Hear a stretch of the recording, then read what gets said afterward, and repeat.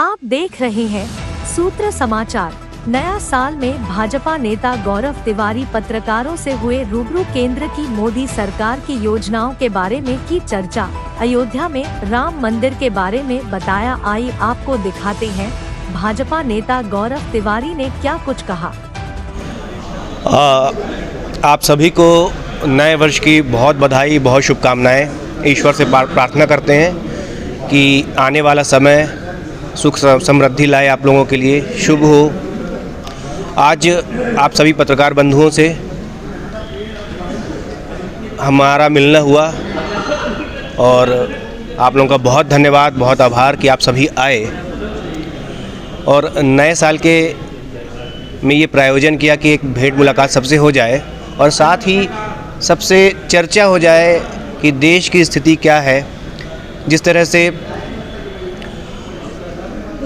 रामचरितमानस को विश्व भर में गोस्वामी तुलसीदास जी ने काशी से निकाला और पूरे विश्व भर में उसको फैलाया, भगवान राम के चरित्र को बताया। उसी प्रकार हमारे प्रधानमंत्री माननीय नरेंद्र मोदी जी भी, जो काशी के ही सांसद हैं, वहीं से सांसद हैं, उन्होंने विश्व भर में जिस तरह से भारत का मान बढ़ाया है वह भूतपूर्व है। विश्व पटल पर नमो भारत जिस तरह से है वो केवल नरेंद्र मोदी जी के कारण है और बहुत हर्ष का विषय है, जिसको कई सैकड़ों वर्षों से भारत की जनता चाहती थी कि अयोध्या में भगवान राम पुनः विराजें। तो आने वाला 22 तारीख में सभी की मनोकामनाएं पूर्ण हो रही हैं। भगवान राम अयोध्या में पुनः आ रहे हैं और हमारे प्यारे प्रधानमंत्री जी उनको उनके विग्रह में उनको विराजेंगे, उनकी पूजन करेंगे।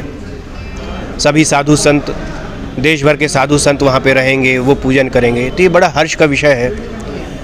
ये कोई सामान्य घटना नहीं है। जिस तरह से भारत पिछले 10 सालों में आगे बढ़ा है, ईश्वर की भरपूर कृपा जिस पर होगी वही ये सब काम कर सकता है। जिस तरह से धारा 370 हटना, भगवान का मंदिर अयोध्या में बनना,